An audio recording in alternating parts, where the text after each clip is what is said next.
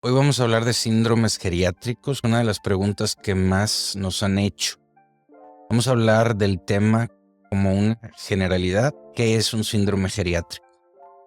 Cuando nos envían muchas veces una pregunta, tratamos de crear un repositorio de información, una base en donde puedan revisar o donde podamos todos revisar la información en el momento en el que más nos convenga para entenderla cada vez mejor y para poder mejorar la información con los comentarios que todos ustedes hagan, médicos, no médicos, de todo tipo, y recordar siempre que ninguna información que encuentren por internet debe tomarse como un consejo médico, sino deben ir con un profesional de la salud antes de tomar cualquier decisión de tratamiento.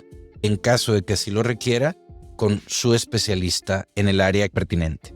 Vamos a hablar de síndromes geriátricos, una de las características principales de la atención geriátrica.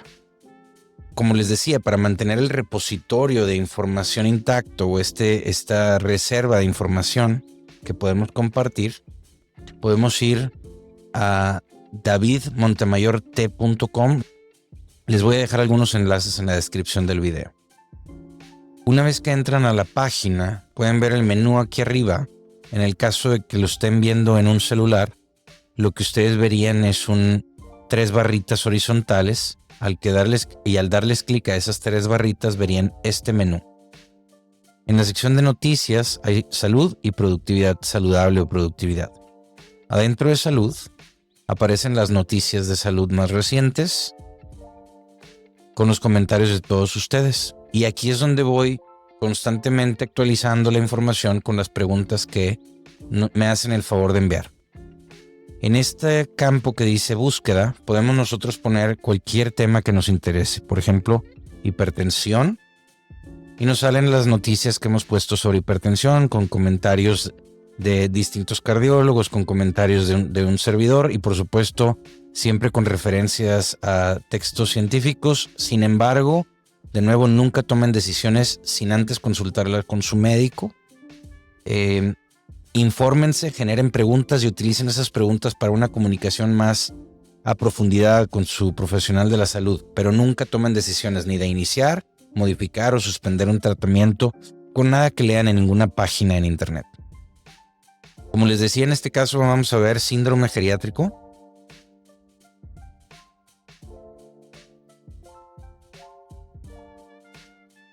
Vamos a tomar, hay varios que tratan el tema. Vamos a ver este primer artículo de síndromes geriátricos, que son generalidades de los mismos. Entonces, conozcamos los principales síndromes geriátricos, cómo afectan a nuestros adultos mayores y cómo nos afectan a nosotros cuando tengamos más de 60, 65 años y también cuando tenemos familiares que cumplen esa edad. Adentro de cada uno de los artículos vamos a ver una fotografía. La idea es que la fotografía tenga alguna relación con el tema para identificar rápidamente lo que queremos ver. A ver, un párrafo introductorio donde van a poder entender de qué se trata el artículo y decidir si les interesa continuar leyéndolo o no. Y una tabla de contenidos donde van a poder ver de qué se tratará el artículo con más detalle.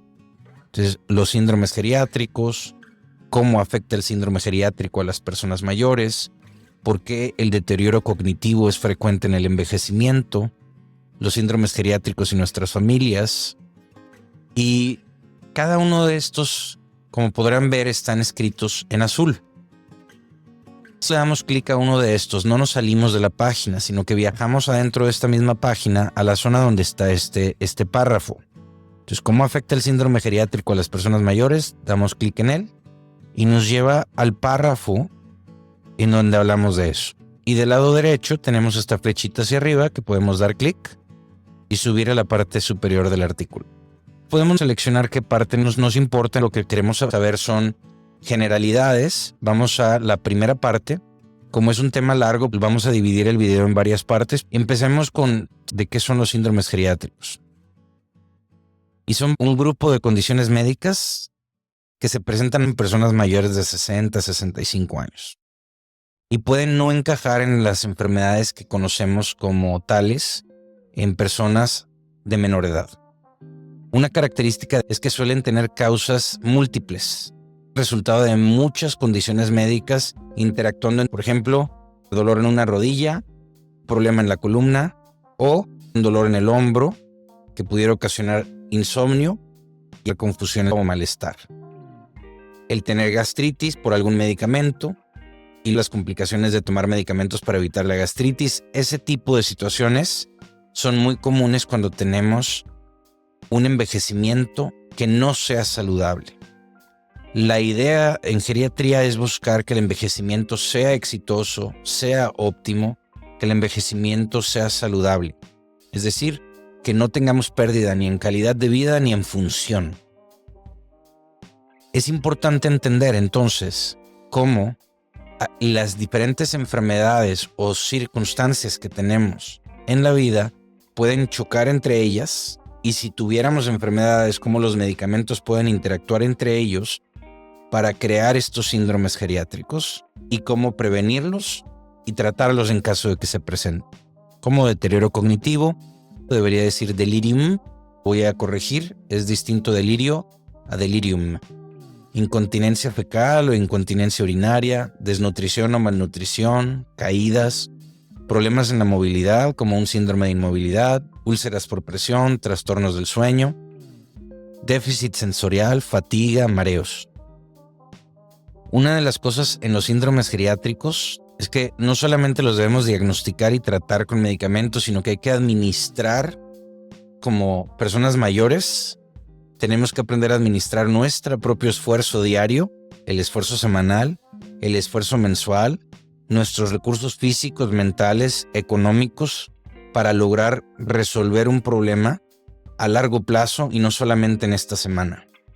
Y tenemos que coordinarnos con nuestra familia, con nuestra red social de amistades y de familia para lograr un mejor resultado. Diagnóstico y tratamiento y la administración de un síndrome geriátrico incluye una valoración integral geriátrica. Normalmente requiere un equipo multidisciplinario si ya se presentó un síndrome geriátrico que tenga complicaciones. Pero si lo logramos prevenir, podemos no necesitar un equipo de diferentes especialidades. No es raro cuando no logramos un envejecimiento saludable, eso es importante aquí también agregarlo.